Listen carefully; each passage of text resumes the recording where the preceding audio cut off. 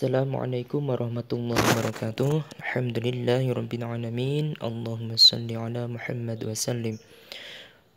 Baik teman-teman sekalian, kelas PAEJ pada mata kuliah Sejarah Pendidikan Islam di Indonesia. Pada kesempatan kali ini akan saya sampaikan mengenai peta konsep dari mata kuliah ini, sehingga paling tidak nanti dapat kita ketahui mengenai kerangka umum pembahasan mengenai hal-hal apa yang harus kita pahami dari mata kuliah ini seputar sejarah pendidikan Islam di Indonesia.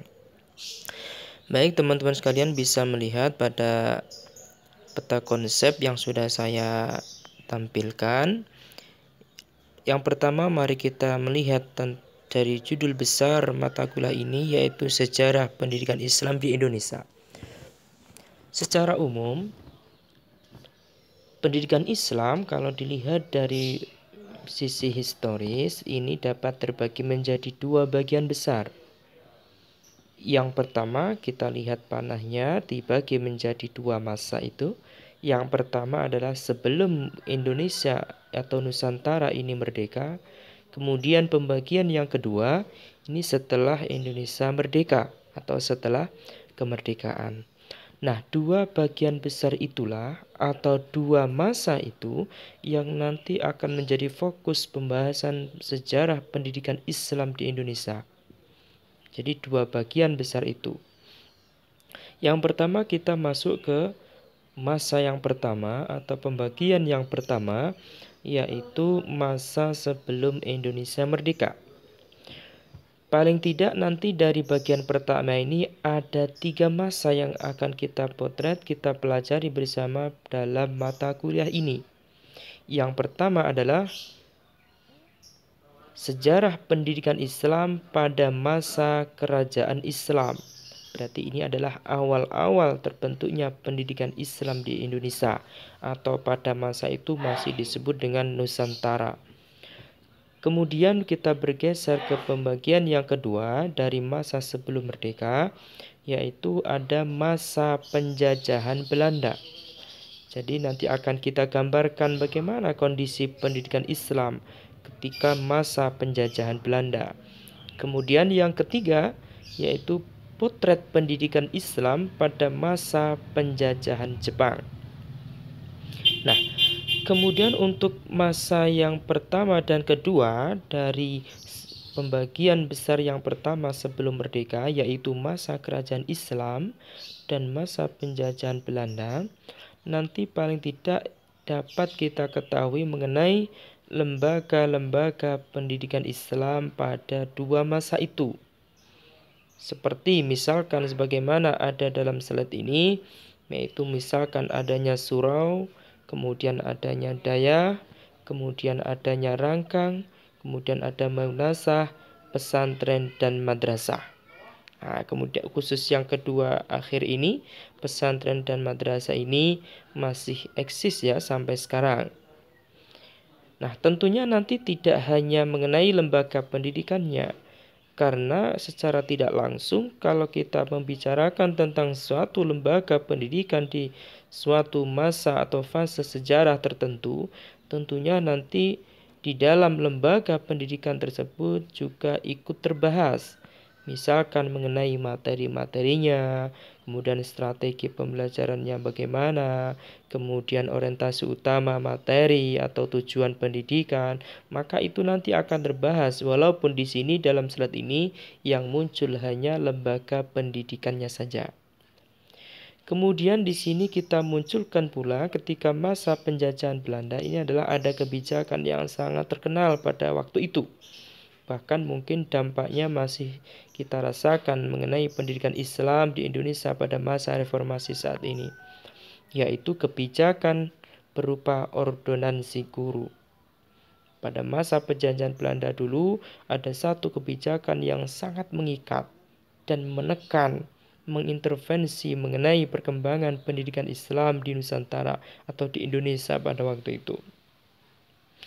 Kemudian teman-teman sekalian, untuk pada masa penjajahan Jepang yang merupakan bagian ketiga dari masa besar dalam sejarah pendidikan Islam di Indonesia pada masa penjajahan Jepang nanti adalah bentuk pendidikan Islam yang merupakan peralihan dari masa penjajahan. Jadi nanti gambarannya bagaimana?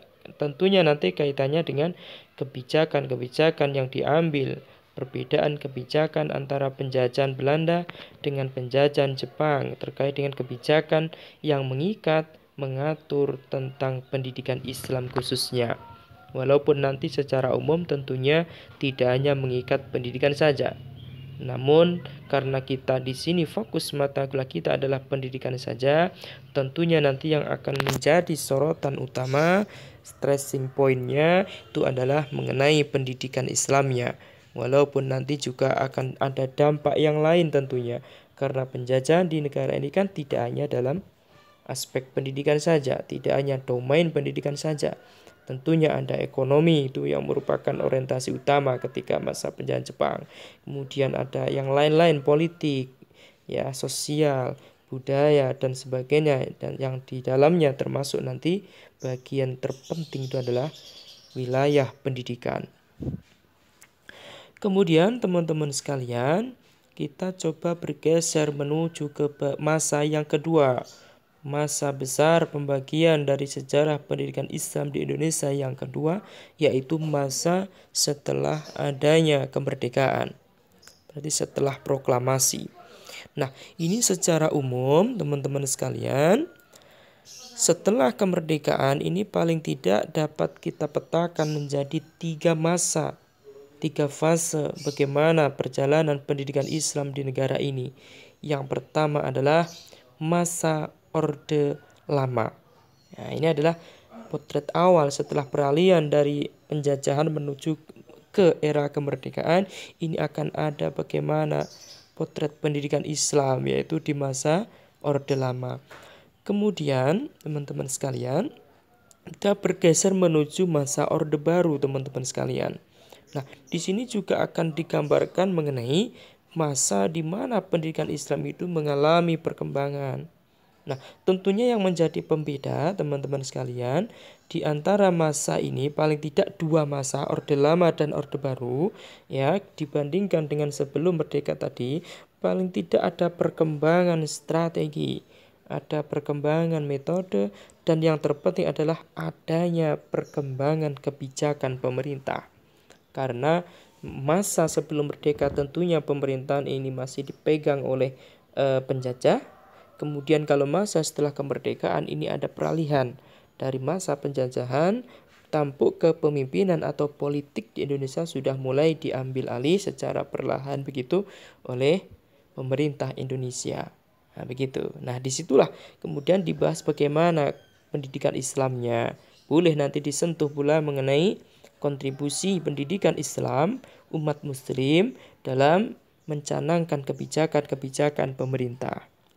Baik, kemudian kita bergeser yang ketiga, teman-teman. Masa yang ketiga dari setelah kemerdekaan ini ada namanya masa reformasi. Dan ini sampai sekarang yang masih ada, begitu ya, teman-teman sekalian. Nah, paling tidak dari Orde Lama, Orde Baru sampai reformasi, maka akan tampak begitu perjalanan sejarah, baik pasang surutnya, kemudian bentuk-bentuk bagaimana sajian pendidikan Islamnya, itu akan tampak sekali alur perjalanannya sehingga sampai sekarang. Misalkan kalau di sini saya munculkan mengenai kebijakan-kebijakan kurikulum teman-teman sekalian. Sampai saat ini kurikulum yang terbaru misalkan ada K13 dengan dinamika pergantian kebijakan yang diambil oleh menteri dari berbagai kabinet yang ada di era reformasi. Nah, ini ternyata memunculkan berbagai dinamika pendidikan Islam.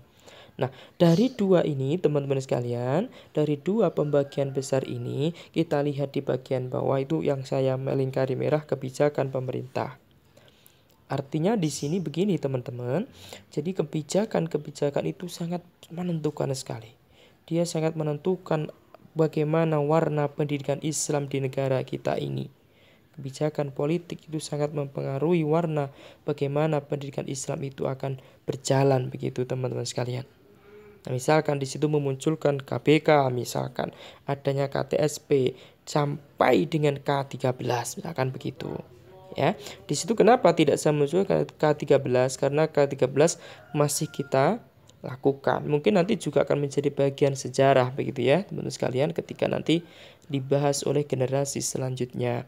Kemudian yang terpenting pula teman-teman sekalian, khususnya di pendidikan Islam setelah kemerdekaan, dari lingkar merah kebijakan pemerintah itu saya arahkan malah menuju ke kedudukan PAI. Walaupun di situ saya munculkan di sekolah umum, teman-teman sekalian.